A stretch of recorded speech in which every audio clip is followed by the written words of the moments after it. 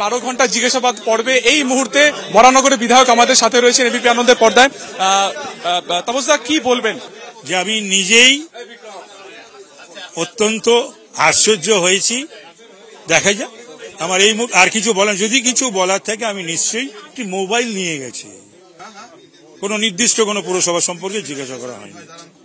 দীর্ঘই 12 ঘন্টা জিজ্ঞাসা করা হয়ও আমার নির্দিষ্ট পুরসভা বলতে বরানগর পুরসভা, বরানগর পুরসভার কোনো নিয়োগের সঙ্গে আমার কোনো সম্পর্ক নেই, কোনোভাবে আমি যুক্ত নেই। সেটা যারা রিক্রুটমেন্ট বোর্ডে ছিল বা যারা করেছে এগুলো তারা সকলেই সেটা জানে বা নিশ্চয়ই বলেছে বা বলবে।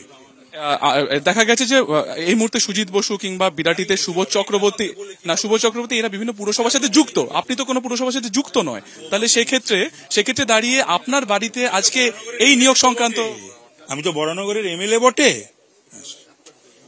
জানি না সেটা তারা কেন করেছে কি করেছে সেটা তারাই বলতে পারবে। আমিও তাদের জিজ্ঞাসা করেছিলাম একাধিকবার, বারবার। আপনাকে পরবর্তীকালে কোনো সম্মান করেছে? এখনো কিছু বলেনি তো, আজও পর্যন্ত কিছু বলেনি।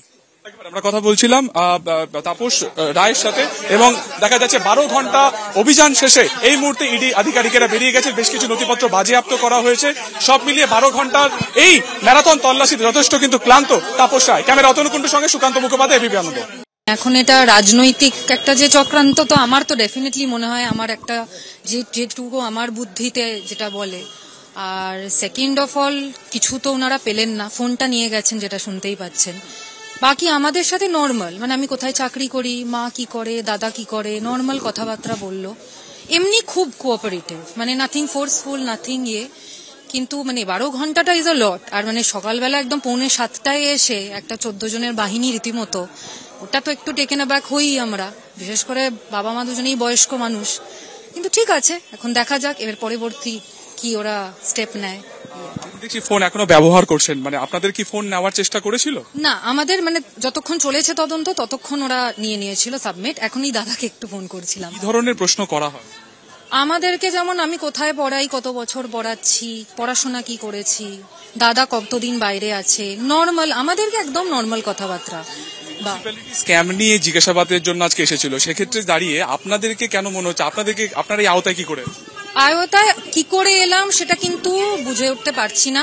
তবে হ্যাঁ, এটা বুঝতে পারছি যে কোথাও একটা হয়েছে, সেটাকে কানেক্ট করা, জোর করে কানেক্ট করার চেষ্টা করা হচ্ছে হয়তো বাবার সাথে। বাট মানে এইটুকু বলতে পারি যে কানেক্ট তো করে উঠতে পারবে না। করতে পারলে আজকে 12 ঘন্টা কেন, অনেক জায়গায় 30-40 ঘন্টারও তদন্ত হয়েছে, কিন্তু পেলে তারা, আমার মনে হয় হয়তো এত তাড়াতাড়ি তারা চলে যেতেন না। সকাল থেকে 3 তৃণমূল হেভিওয়েটের বাড়িতে ইডির তল্লাশি অভিযান। এই প্রসঙ্গে শুভেন্দু অধিকারীর কটাক্ষ, পাল্টা কি বলেছেন তৃণমূলের রাজ্য সাধারণ সম্পাদক কুণাল ঘোষ, দেখুন।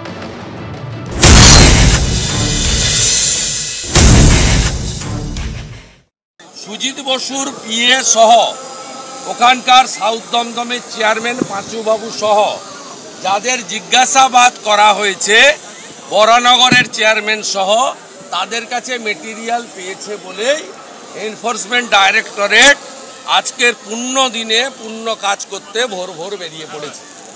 সুজিত বসু দক্ষিণ দমদম পুরসভাতে নিয়োগ দুর্নীতিতে সরাসরি যুক্ত, একাধিকবার আমি বা অন্যরা বলেছে। সুজিত বসুর ঘনিষ্ঠ 2 আত্মীয়, 2 শ্যালকের 2 স্ত্রী, তারা কামারহাটিতে পুরসভাতে চাকরি পেয়েছে। স্বাভাবিকভাবে এরা প্রত্যেকে যুক্ত, অপর্ণা নিয়োগী যুক্ত, 70টা পুরসভার চেয়ারম্যান এবং তৃণমূলের নেতারা যুক্ত। ব্যাগ গোছানো শুরু করুন, সঙ্গে শীতের জিনিসও রাখবেন।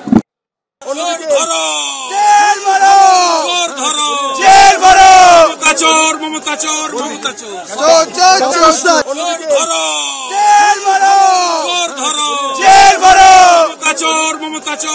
চোর